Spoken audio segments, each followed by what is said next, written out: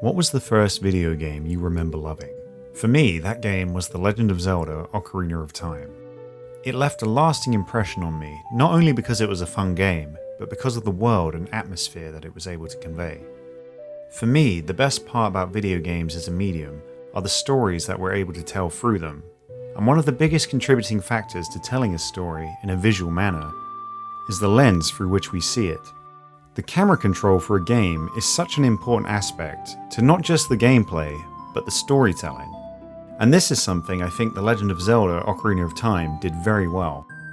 The way you interact with things in the game world, the pace at which the camera follows Link around, what you're supposed to focus on, it feels so well composed while you play the game, like it's all an intentional choice from some unseen director, and it just elevates the gameplay.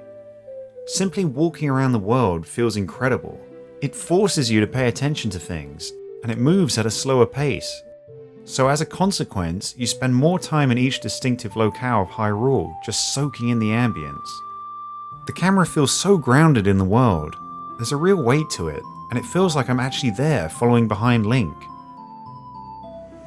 I love it, and I can't even imagine trying to make a game that doesn't feel like this. Please understand, Legend 64 is not trying to copy Zelda's story or be some kind of spiritual successor. I've just always wanted to make a game that feels as good to me as playing Ocarina of Time did. Now I know that's no easy undertaking. So if you will indulge me for a moment, I invite you to sit back, relax, and join me for another devlog for Legend 64.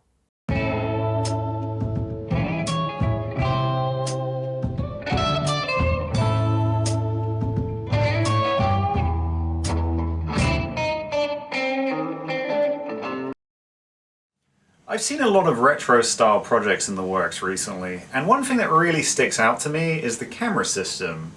You see, it's not enough to look retro, you gotta feel retro. Whenever the player moves, the camera will follow them. If you run to the left or right, it will rotate to give you a better view. If the player comes to a stop, the camera will recenter. You can enter first-person view with a button press. You can toggle between first and third-person views by tapping the button, and the transition will be cancelled when you do so. The camera transition works from any direction you are facing as well.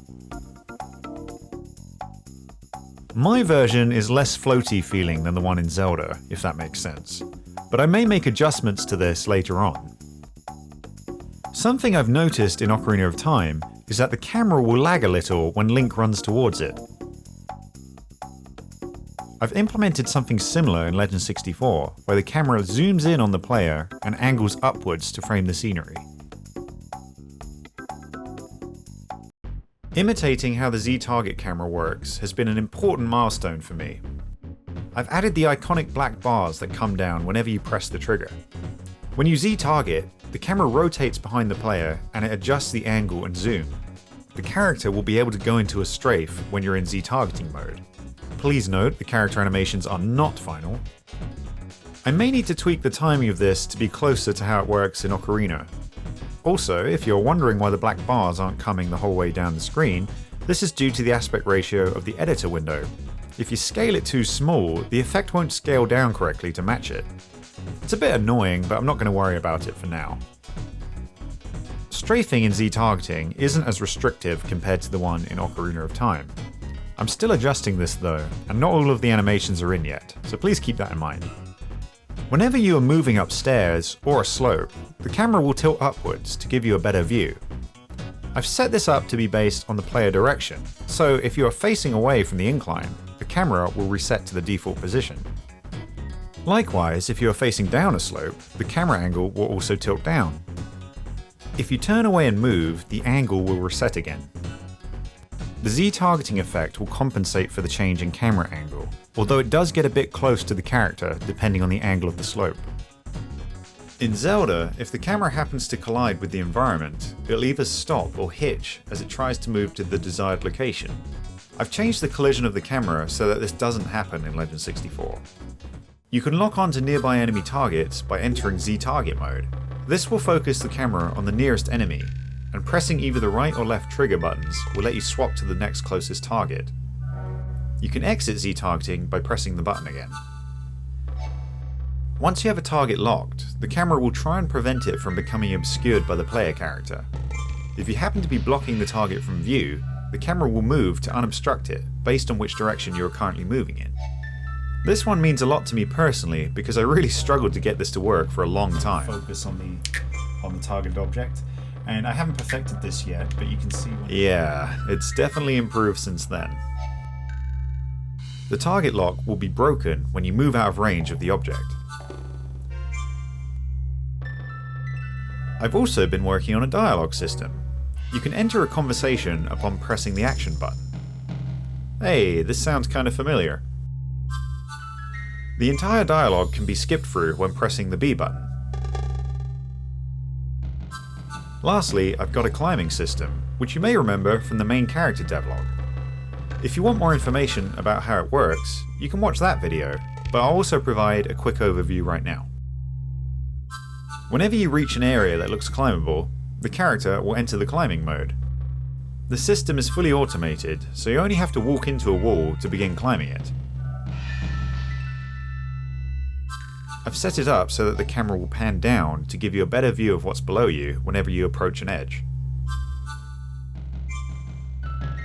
It's taken a lot of problem solving to set up the camera system in the way I wanted. I don't consider myself a programmer by any means, so I've run into a lot of unexpected difficulties. The worst of these is something that I'm going to be referring to as the Free Stooges syndrome. I'll explain. Let's say this door is a blueprint. It controls how my game's camera behaves by allowing different functions through it once certain conditions have been met. These fuzzy little guys are the camera functions. They represent lines of code that control the camera actions. Here's what happens when they all try to get through the door at once. Move it, shout ahead. We call it Three Stooges syndrome. This is basically what's happening whenever any of my camera functions try to activate at the same time. This normally wouldn't be a problem, except I need to be able to move the camera dynamically at any given moment. I can demonstrate the issue for you right now. I'm going to make a new blueprint that will move an object. Let's move it 500 units to the left. Now look what happens when I fire another event telling the object to move 500 units to the right. The movement gets slowed way down and it pings back over to the right once it's done. Now that was a very simple example, but these were the kind of problems I was bumping up against when developing the camera, and it's taken a lot of problem solving to get this right. I hope this has been illuminating for you. I put a lot of myself into this code, so that when you're playing the game, you're really playing with me. Every time you look at this engine, you're looking at me. Every time you touch it, it's me. And now that we've got all that out of the way, I'm going to move on to something different. Let's make an enemy. There is a plethora of amazing creature designs out there from which to draw inspiration from. But we're not going to be using any of that today. Instead, we're keeping this first enemy as simple as possible.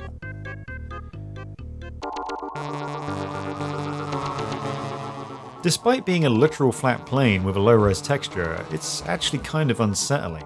It's gross, I want to attack it, but first we need to actually give the player an attack to use against it. Now, I'm not the best character rigger and/or animator, but the beauty of my art style is that I really don't have to be. The flaws are a lot less noticeable when every element of my game is such low fidelity anyway. I'm going to make a super basic swipe attack that I can use to test out against the enemy. I want to stress that this dinky little swipe is just a placeholder, okay?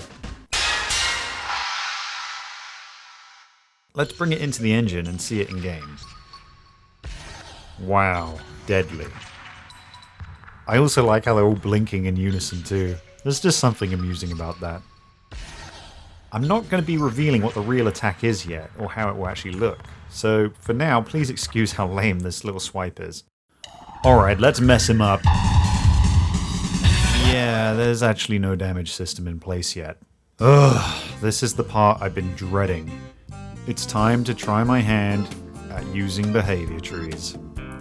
This is going to be new territory for me, but it really shouldn't be too difficult, right?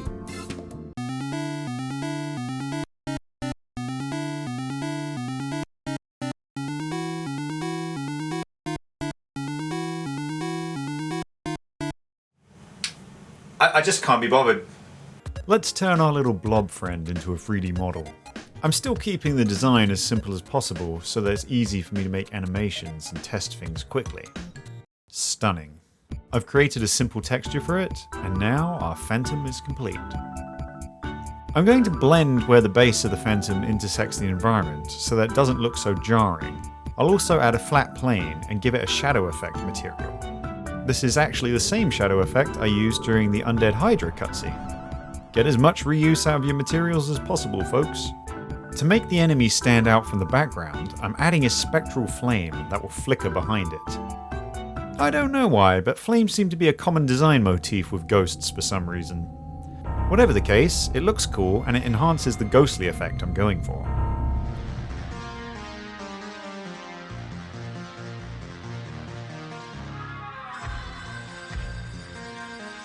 It looks super creepy, but still it's going to need some animations to give it a proper presence in the level. I'm hopping into Blender again, and I'm giving the enemy a very simple skeleton so that it's easy to animate. There was a reason I didn't give the design any limbs after all. The bones are literally just a chain, so it won't take me too long to make some passable animations. Again, I'm not an animator, so please don't judge them too harshly. Now, when I get near the creature, it will start the attack animations.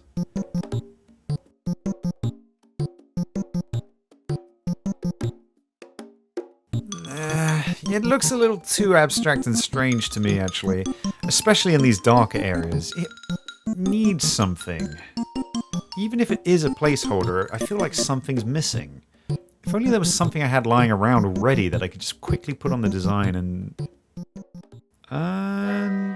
this'll work. And here we go, looking a little more put together now. I still need a way to inflict damage to the enemy. I'm going to achieve this by setting up hitboxes on the character. I'm using box collisions and parenting them to selected bones so that they conform to the enemy's movements. Each body part will have its own hitbox. I'm hoping if I do it this way, I might be able to assign different damage values to each body part further down the line. Likewise, the main character also has a collision box parented to their hand, and this will activate whenever an attack is performed. The idea here is that if the player's collision overlaps the enemy's hitboxes while it's active, the enemy will receive damage. So now it's time to actually make the enemy AI. I'm going to build it directly in the enemy's blueprint. So let's do this thing. And here it is. The enemy can now do several things. They can follow the player, prepare an attack, check if the player's in range, and then proceed to attack them. And of course, they can now take damage thanks to the hitboxes. Each hitbox has a collision event attached to it that will fire a sequence of nodes that control how much damage it receives. I've assigned the enemy 10 hit points, meaning it takes 10 hits before it's defeated. So finally, let's kill this thing. Oh, so satisfying. This is actually kind of therapeutic. I could do this forever. Anyway, each time I hit the enemy, it will play a stun animation, take a moment, and then prepare another attack. Get wrecked! Man, I'm so confident, I bet I could take on a whole group of these things. Never mind the fact that the character's literally invincible, that's not important. Just die. So awesome. It's all working. There's nothing I've overlooked, right? Right? Wrong. So very wrong. You see, there's one horrible flaw that I've noticed when coding solely in the blueprint, and you probably already know what it is. It's the whole Three Stooges syndrome all over again.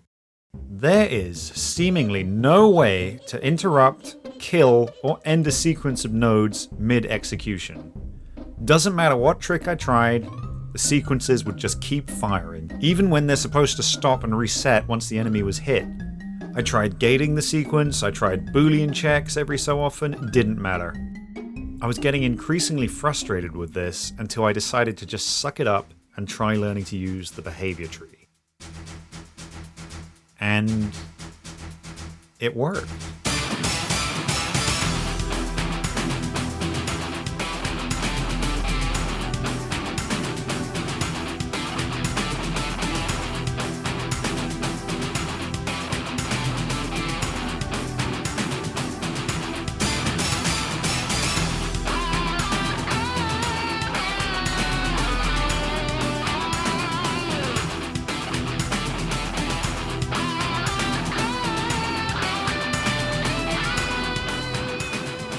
I want to take a moment to give you a breakdown of how the behavior tree works. If the player is out of the enemy's target range, the behavior tree won't execute any of the sequences until it detects the player within the designated radius from the enemy. Once the player is close enough to be detected by the enemy, it will then turn to face the player. After this, the behavior tree will wait for the player to get even closer before allowing the enemy to start moving towards them. When the enemy is close enough, it will stop moving and the attack state will be set. It begins by preparing the enemy's first attack and then doing a check to see whether the player is still in attack range. Once the attack begins, the sequence will end with the behavior tree changing the AI state from attack to recover. The enemy remains immobile until a set time has passed. After the recover state, the AI controller is reset to the default movement state and the cycle repeats. If the player isn't in range, the behavior tree will reset the AI state back to the default. At any time during these events the enemy is hit by the player, the state will change to the hit state and all the sequences will be aborted. After a few moments, the AI state is reset back to default and the cycle begins again. Basically, being able to abort the sequences at any moment is what made me choose to start using the behavior tree. It's a real lifesaver and it completely circumvents the Three Stooges syndrome. It works so well, in fact, that I'm actually thinking about returning to my camera system and using a behavior tree to control that instead of doing everything in the blueprint. Once the player reduces the enemy HP to 0, the death state is triggered and the enemy is deleted from the level. This has been a huge learning experience for me, and it's taken a lot of perseverance to overcome, but that's the key to a life of a game dev, I suppose. Thanks for joining me in another devlog. I know it seems like sometimes there's a long wait between videos, but there's a lot of effort that goes into making them, not to mention the game as well.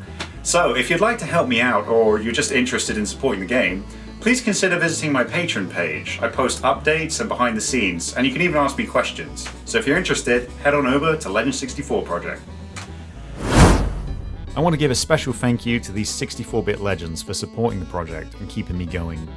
LRC Napkin, Mario Tavalieri, Chombledorf, Tyler Hughes, Oliver Honliken, Yaya Damboos, Mason Stooksbury, Waro Duck, Melty Metroid, Paul Mayer Gorham, Daniel H. Hernandez, Starkium, Power Hungry Fool, Flash the Reploid, Nick Grossi, Nicola Wallen, Bleak Bob, Twyla27, Robert M. Stwally IV, Ghost Nix, Baby Funky Kong, Unseeing Eyes, Void Kitten, Shinku Aura, Liam Kennedy, Zachary Mabius, Santino, Eric, and thank you to these 16-bit patrons as well. Thank you for all of your support.